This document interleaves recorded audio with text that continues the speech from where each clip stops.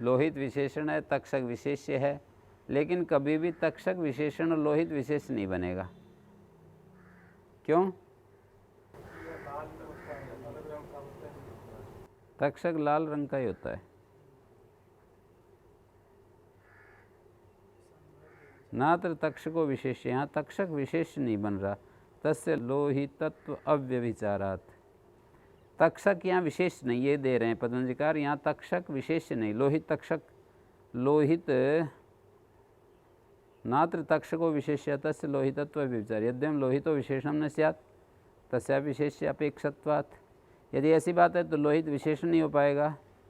एवं तरी पाठक्रमाद अर्थक्रम बलियान, एक परिभाषा है, पाठक्रम से अर्थक्रम बलवान होता है। तो तक्षको लोहित इति पाठो द्रष्टव्य, तक्षको लोहिता ऐसा विपरीत करके आप उदाहरण को, प्रत्युदाहरण को पढ़िए। ठीक है, दक्षको लोहिता पाठ जाने। अत्रि तक्षको विशेषणम भवति लोहितत्वस्य तक्षकत्व व्यभिचारात्, तक्षक विशेषण हो जाएगा जब आप कहोगे ना तक्षको लोहिता, तक्षक विशिष्ट लोहित, लोहितत्वस्य तक्षकत्व व्यभिचारात्।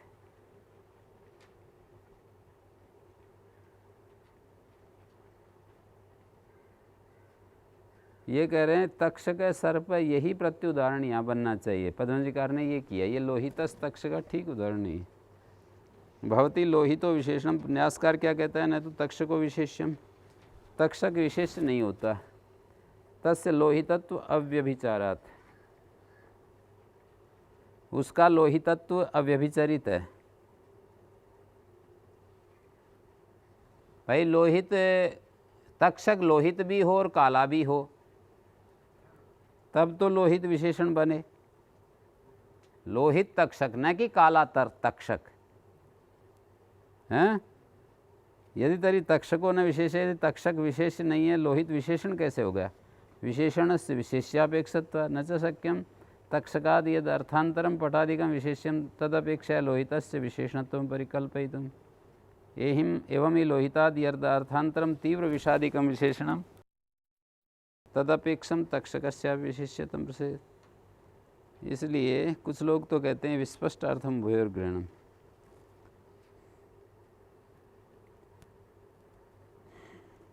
पद्मंजलिकार ने दोनों का ग्रहण विस्पष्ट अर्थ है, माने विशेषणम विशेषण का ग्रहण विस्पष्ट अर्थ है। एक को ग्रहण करने से भी व्याख्या यदि करते ना तो हम समझ सकते थे, व्याख्या के द्वारा तो हम समझ सकते थे। जहाँ विशेष होता है वहाँ विशेषण भी होता है, जहाँ विशेषण है तो कोई ना कोई विशेष्य भी होगा। सूत्र जो बनाया विशेषण विशेषण, विस्पष्टता के लिए दोनों का ग्रहण कर दिया। तक्षक का लोहित, लोहित को यदि हम विशेष्य बनाएं तो पूर्व पद का विशेष्यत्व न होने से प्रत्युदाहरण बनेगा।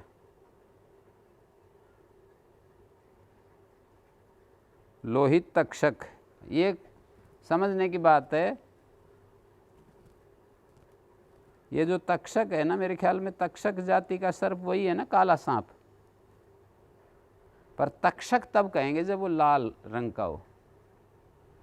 काला एक तो ब्लैक होता है, एक लाल लाल रंग का भी होता है ना। तो लाल लाल रंग का जब होता है तब वो तक्षक नाम का होता है। ये जो उदाहरण दे रहे हैं इससे ये पता लग रहा है कि लोहित तक्षक जो है लोहित ही होता है। तक्षक सर्प होता है, कुछ और चीज़ नहीं होती, और तक्षक लोहित होता है। कोई और कलर का जब होता है तो उसका नाम तक्षक नहीं होता।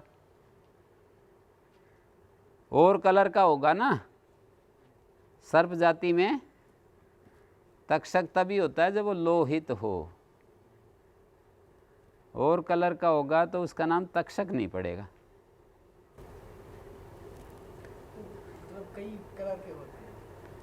कई कलर के होते हैं सांप, उनमें से जब लाल होता है तो उसका नाम तक्षक होता है, और वो भी एक विशेष प्रजाति होती है। इस उदाहरण को देखने से ऐसा मुझे लग रहा है। लोहितस तक्षकात्र तक्षको विशेष, पहले तो पद्मंजरीकार ने ये कहा कि यहाँ तक्षक विशेष नहीं, तस्य लोहितत्व अव्यभिचारात्, तक्षक विशेष से क्यों नहीं, लोहितत्व का व्यभिचार होने से, क्योंकि वो लोहितत्व को कभी छोड़ता नहीं। तो मैंने भी ये तो अर्थ निकाला था इसका कि वो लोहित धर्म को छोड़ता नहीं। लोहितत्व अव्यभिचारात्, यद्येवं यदि ऐसी बात है तो लोहित विशेषण नहीं होगा यदि लोहितत्व को नहीं छोड़ता, क्योंकि व्यभिचार होना चाहिए विशेषण बनने के लिए, हैं। तो फिर कह रहे हैं अच्छा तो पाठक्रमादर्थ लोहिता तक्षको लोहिता, ऐसा देखो, अत्रि तक्षको विशेषणम भवति, तक्षको लोहिता, कैसा लाल, तक्षक लाल, न कि गाय लाल। ऐसे तक्षक को तो विशेषण बना दिया, वो ऐसे बोले कि लोहित को देखो, तो आप गाय, लाल गाय को भी देख सकते हो, पर तक्षकम लोहितम पश्य, तब आप तक्षक को ही देखोगे। तक्षको लोहिता अत्रि तक्षको विशेषण भवति, लोहितत्वस्य तक्षकत्व व्यभिचारात्, लोहित जो है तक्षकत्व से व्यभिचारित भी है, क्योंकि गाय में भी देखा जाता है। यद्यम लोहितत्वस्य विशेष्यत्वमपि स्यात्, यदि ऐसा है तो लोहितत्व का विशेष्यत्व भी हो जाएगा। ठीक है। अस्तेव तस्य विशेष्यत्वम, पूर्वपदस्य तो विशेष्यत्व अभावात् प्रत्युदाहरणत्वम, पूर्वपद का विशेष्यत्व नहीं बन रहा। हमने कहा ना दोनों विशेषण विशेष्य बन सकें तब समास होता है, एक के बनने से समास नहीं होगा, दोनों विशेषण विशेष्य बन सकें तब समास होता है। पूर्व परावर प्रथम चरम जघन्य समान मध्य मध्यम वीराश्चय, ये कहता है पूर्वादि जो शब्द हैं इनका समानाधिकरण सुबंध के साथ समास होता है, तत्पुरुष समास होता है। पूर्व पुरुषा, अपर पुरुषा, प्रथम पुरुषा, चरम पुरुषा, जघन्य पुरुषा, समान पुरुषा, मध्य पुरुषा, मध्यम पुरुषा, वीर पुरुषा, पूर्वस्य वयम प्रपंचः, पूर्वस्य प्रपंच माने पूर्व का ही विस्तार है, कौन से का, विशेषणम विशेषण बहुलम, पूर्वादि तो विशेषण है और पुरुष विशेष्य है तो पहले से हो जाता। श्रेण्यादय कृतादि भी, श्रेण्यादि गण है और कृतादि गण है। समानाधिकरण सुबंध के साथ समास होता है, तत्पुरुष समास। श्रेण्यादिषु च्यर्थवचनम, जो श्रेण्यादि शब्द हैं वो च्वी प्रत्यय के अर्थ वाले होने चाहिए। च्वी प्रत्यय का अर्थ क्या होता है, हाँ, अभूतद भाव का क्या अर्थ है, जो कारण पहले कार्य के रूप में संपन्न नहीं हुआ था, उसका कारण के रूप में संपन्न होना, कार्य के रूप में संपन्न होना। कारणात्मना अभूतस्य कार्यात्मना भाव अभूतद भाव, हैं, कार्यात्मना भाव, कार्य के रूप में भाव, कारणात्मना अभूतस्य, कारण के रूप में जो अजात है, अभूत का मतलब अजात, अनुत्पन्न, कारण रूपेण अभूतस्य कार्यात्मना भाव, कार्य के रूप में। प्रकृति विकृति की अभेद विवक्षा में च्वी होता है ना, क्या दिया जी, कारणस्य विकार रूपेण अभूतस्य तदात्मना भावो, हाँ, ये कारणस्य विकार रूपेण अभूतस्य, उस सूत्र पर ही पढ़ा है ना, किस सूत्र पर, कारणस्य विकार रूपेण अभूतस्य, हैं भाई, विकार के रूप में अजात, अनुत्पन्न, विकार रूप में अपरिणत, विकार के रूप में अपरिणत जो कारण, उसका विकार के रूप में परिणत होना। कारण के रूप में अभूत, ऐसा सीधा नहीं बोलना, कारण का विकार रूप में अपरिणत जो कारण, विकार रूप में अनुत्पन्न अजात कारण, उसका कार्य के रूप में परिणत होना, विकार के रूप में परिणत होना। ऐसे कहेंगे जैसे जो कारण कार्य के रूप में संपन्न नहीं था, उस कारण का कार्य के रूप में संपन्न, अगर कार्य के रूप में संपन्न कहेंगे तो कार्य से तो विकार ग्रहण हो नहीं जाएगा। तो आपने क्या बोला, कारण का कार्य के रूप में, जो कारण कार्य के रूप में संपन्न नहीं हुआ, तो उस कारण का कार्य के रूप में संपन्न, हाँ, कार्य के रूप में अनुत्पन्न अजात अपरिणत कारण, या विकार के रूप में अपरिणत कारण का विकार रूप से परिणत होना। तो च्यर्थ वचन है, तदात्मना विकारात्। हाँ, तदात्मना भाव विकारात्मना भाव, कारण से विकार रूपेण भूतस्य विकारात्मना भाव। श्रेण्यादि च्यर्थ वचनम, श्रेण्यादि में च्यर्थ वचन करना चाहिए। अश्रेणया श्रेणया कृता इति श्रेणी कृता, एक कृता श्रेणादा पठ्यन्ते कृतादिर आकृति गणा। ये जो पंक्ति है इसको समझ लो। श्रेण्यादय पठ्यन्ते का अर्थ है, श्रेण्यादि तो है व्यवस्थित गण, पठ्यन्ते का मतलब पढ़े गए हैं। पढ़े गए हैं का अर्थ हुआ कि यहाँ आगे पीछे नहीं करना है, एक भी बढ़ाना घटाना नहीं है। श्रेण्यादि गण को हम बढ़ाना घटा नहीं सकते हैं, जितने पढ़ दिए उतने लेने हैं। पठ्यन्ते पढ़े गए हैं, जितना पाणिनि ने पढ़ दिए वही लेने हैं। कृतादि आकृति गणा, कृतादि में बढ़ सकते हैं। जहाँ पर ये पठ्यन्ते बात आती है वहाँ पर बढ़ा नहीं सकते।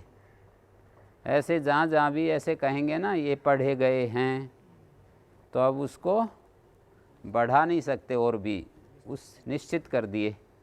और कृतादि आकृति गणा, च्यंता नाम तो गगुदी प्रादाय तेने नित्य समासा। जब च्यंत होंगे ना, देखो एक तो होता है च्यर्थ और एक होता है च्यंत, दोनों में अंतर है। च्यर्थ का मतलब तो है जहाँ च्वी प्रत्यय का अर्थ हो पर च्वी न आया हो, और च्यंत का मतलब है जहाँ च्वी प्रत्यय आ गया हो। अर्थ तो होता ही है जब च्वी आएगा। नहीं, च्वी स्वार्थ में नहीं होता। च्वी स्वार्थ में होता है तो इतने ही अर्थ में होता है जितना आप समझ रहे हो। स्वार्थिक प्रत्ययों में है, पर च्वी जो है अत्यंत स्वार्थिक नहीं है। प्रकृतिगत अर्थ का कुछ विशेषता बतलाता है, द्योतित करता है। अत्यंत स्वार्थिक वो होता है जिसमें कुछ फर्क ही ना पड़े प्रत्यय करने पर भी। यहाँ तो फर्क तो पड़ता है। च्वी प्रत्यय का अर्थ और च्वी प्रत्यय का होना, च्वी प्रत्यय का होना, ये दोनों अलग अलग बात है। कई जगह च्वी प्रत्यय का अर्थ होता है, च्वी नहीं आता। च्वी प्रत्यय का अर्थ तो अभूतद भाव है, वो तो होता है, पर च्वी नहीं किया। श्रेण्यादिषु च्यर्थ वचनम का अर्थ है श्रेण्यादि शब्द च्यर्थ वाले लिए गए हैं, न कि च्यंत। जब ये च्यंत होते हैं तो उरियादि च्विडाचस्य च्वी की गति संज्ञा होकर कुगति प्रादय समास होगा। हाँ, च्वी देखिए, अंतर देखिए। जैसे एक शब्द मैंने लिखा, आप बताएंगे, मैं जैसे पूछूंगा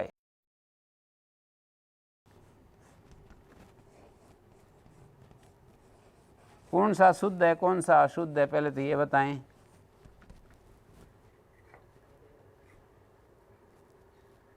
इस सूत्र के उदाहरण तो ये हैं।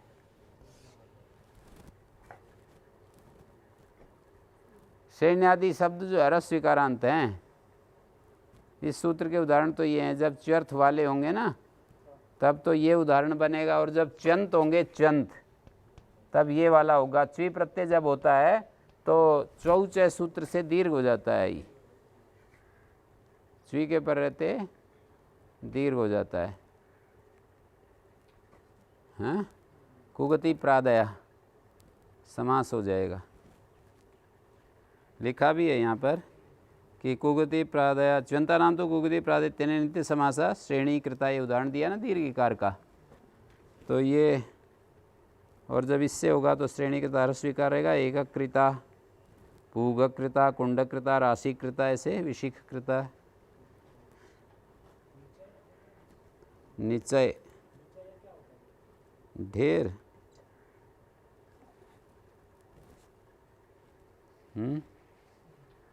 पूग समूह को कहते हैं। कुंड जो है, कुंड पानी का कुंड आदि।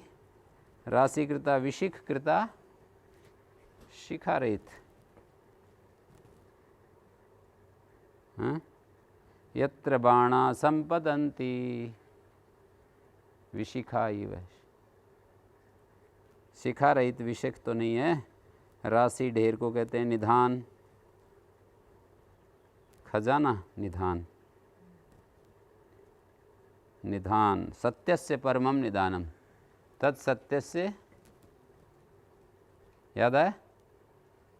सत्यमेव जयतेनानृतम सत्येन देवा विततो देवयाना यत्राक्रमन्ति ऋषयो आप्तकामा यत्र तत् सत्यस्य परमं निधानम। जहाँ वो सत्य का परम निधान है, भंडार। इंद्र देव मुंड भूत श्रवण वदान्य, दानी होता है वदान्य, और श्रवण पहले जो श्रवण नहीं था वो श्रवण। अध्यापक ब्राह्मण क्षत्रिय पटु पंडित कुशल चपल निपुण कृपण हैं। कृतमित मत भूत उक्त समाज्ञा समामना समाख्या संभावित अवधारित निराकृत अवधारित अपमानित अवकल्पित उपकृत उपाकृत तेन न विशिष्ट नानया।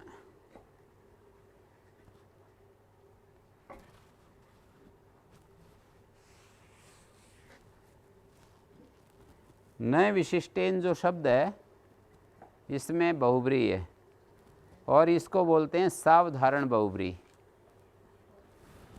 सावधारण बहुब्री में एव लग जाता है विग्रह करते समय। सावधारण बहुब्री का उदाहरण, प्रसिद्ध उदाहरण है कुंभिधान्या ब्राह्मणा।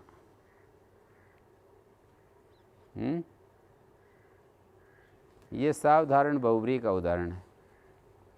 कुंभिधान्या का अर्थ होता है कुंभ्याम एव धान्यम येषाम ते ब्राह्मणा, कुंभिधान्या ब्राह्मणा। ठीक है, कुंभिधान्या अलोलुपा ब्राह्मणा तेन न विशिष्टेनानया न एव विशिष्टो यत्र नान्यः। न ही विशेष है जिसमें, बाकी और सब कुछ समान। न विशिष्टेन कृतांतेन, जैसे कृतम च अकृतम च कृता कृतम, एक शब्द है कृत और एक है अकृत। इन दोनों में क्या अंतर है? न का ही विशेष है ना, विशेष माने भेद। न विशिष्टेन कृतांतेन अनैकतांतम। यहाँ पर अनैकतांतम कौन सा है? हाँ, नय रहित कृतांत है ये, और नय विशिष्ट कृतांत ये है। तो उपसर्जन संज्ञा अनैकतांत की होगी, प्रथमा निर्दिष्ट वही है। तो कृता कृतम बन गया।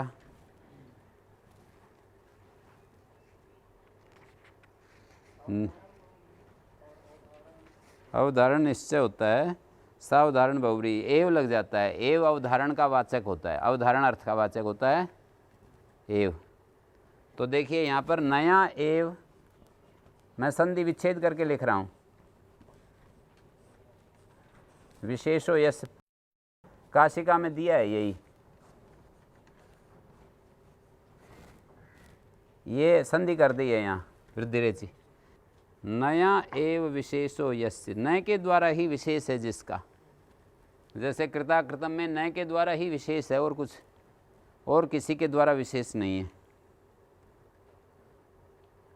सर्वमन्यत प्रकृति आदिकम तुल्यम, और सब प्रकृति आदि तुल्य। जैसे क्री धातुकता प्रत्यय, यहाँ भी क्री धातुकता प्रत्यय, नय के द्वारा ही भेद है जिसका। अन्यत प्रकृत्यादिकम तुल्यम तन्नय विशिष्टम तेन नय विशिष्टेन कृतांतेन समानाधिकरणेन सह अनैकतांतम समस्यते तत्पुरुषश्च समासो भवति। कृतं च तदकृतं च कृताकृतं भुक्ता भुक्तं पीता पीतम उदितानुदितम। कहते हैं यहाँ पर नए विशेष कहा था आपने, एव लगाया था, तो यहाँ तो नुट और इट ये भी भेद डाल रहे हैं। कहाँ पर? जैसे असित अनशितेन जीवति, हाँ जी, यहाँ नुट आ रहा है ना, अनशितेन में नकार और आ रहा है, और क्लिष्टा क्लिशितेन वर्तते, क्लिष्ट में तो इटागम नहीं है और अक्लिशितेन में इटागम है। तो ये नया एव विशेषो यस्य, नय के द्वारा ही विशेष है जिसका, ऐसा जो क्तांत प्रातिपदिक उसके साथ समास होता है। तो नया एव विशेषो यस्य, इस अवधारण के द्वारा जहाँ नुट आगम आ जाता है, जहाँ ईट आगम आ जाता है, उसको भी त्यागना चाहिए। एव के द्वारा तो उसको भी छोड़ना चाहिए। नय के द्वारा ही विशेष है जिसका। अब इट के द्वारा विशेष और नुट के द्वारा विशेष छोड़ना चाहिए। नया ये विशेषो यस्य, उसी को पकड़ना चाहिए। तो अब देखिए, असित अनसितेन, अनसितेन जीवति, अनसित में नुट आ गया है और क्लिष्टा क्लिशितेन इट आ गया है। ये विकल्प से इट हो रहा है ना, क्लिष्ट क्लिशा के।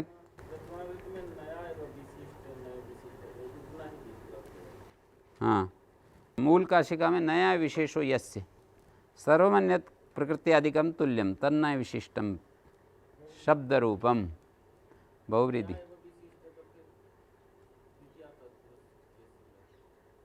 नया ये विशिष्ट, नय विशिष्ट, नय के द्वारा ही भेद, उस नय विशिष्टेन, नय विशिष्टेन कतांतेन, नया ये विशेषो यस्य, यस्य समुदायस्य, हैं, शब्द रूपस्य। तो क्लिशाकत्वानिष्ठ विकल्प से इट होता है। क्लिशित में तो इट हो रहा है और क्लिष्ट में इट नहीं हो रहा है, तो कह रहे हैं इसमें ये भेद नहीं डालेगा। नुड इटऊ तद भक्तत्वा नय भेद को, नुट और इट भेदक नहीं है। मतलब हम जब कहेंगे नए विशिष्टो यस्य, तो इसमें भेद नहीं पड़ेगा, समान ही रहेंगे। ये एव के द्वारा इनकी व्यावृत्ति नहीं होगी, इट की और नुट की, क्योंकि ये इसके आगम, नुड इट जो है तद भक्त हैं, तद भक्त मानी उसके भाग हैं। नुट आगम तस्मान नुडची उसको ही होता है ना, नया आता है तो नलोपो नया तस्मान नुडची, और इट आगम उसी कता प्रत्यय को होता है, तो इसलिए भेदक नहीं है। कृताप कृतादि नाम संख्यानम, कृताप कृतादि में संख्यान, कृत अपकृत, कृत और अपकृत यहाँ नए नहीं है, अप शब्द आ गया है। नया ये विशेषो यस्य ऐसा कहा था ना, तो कृत अपकृत में तो अपकृत शब्द में नए नहीं है, अपकृत अप शब्द है। भुक्त विभुक्त में वी है, पीत विपीत में वी है, गत और प्रत्यागत में प्रति आ दो उपसर्ग हैं, यातानुयात में अनु है, क्रया क्रयिका में क्रय, पुटा पुटिका फला फलिका मानोन्मानिका, हैं, यहाँ दीर्घ हो रहा है, अन्य शाम विदृश्यते से दीर्घ हो रहा है। जैसे क्रय और क्रय अल्पे अर्थ में क प्रत्यय है, और ये जो क प्रत्यय स्त्रियाम वर्तते, स्वभाव से स्त्रीलिंग में होगा। जैसे पीत विपीत का मतलब है, वी शब्द यहाँ अशोभनत्वम द्योतयति, विरूप के समान। जैसे विरूप का मतलब क्या है, अशोभन रूप, हैं। भुक्तम तद अवर्हितत्वात्, भुक्तम च विभुक्तम, भुक्ता भुक्तम किसको कहते हैं,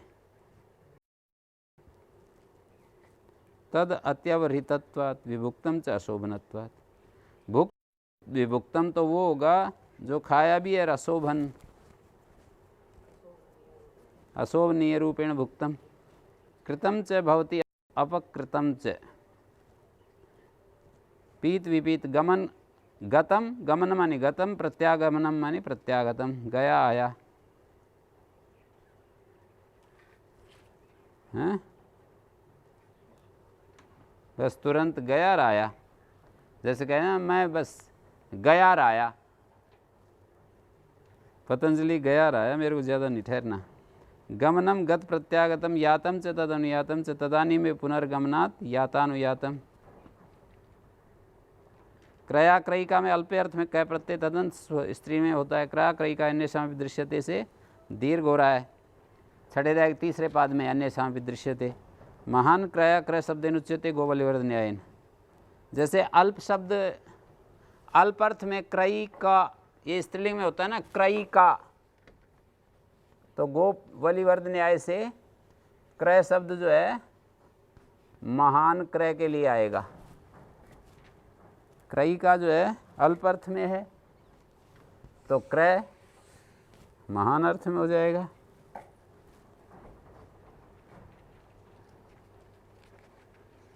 समानाधिकारणे अधिकारे साक पार्थवादिनाम संख्यानम उत्तरपद लोपश्च। समानाधिकरण में, समानाधिकरण अधिकार में साक पार्थिव आदि का उपसंख्यान करना चाहिए और उत्तर पद का लोप करना चाहिए। शाक प्रधान है पार्थिवा, शक संवत को महत्व देने वाला राजा। शाक का मतलब शाक खाने वाला राजा नहीं,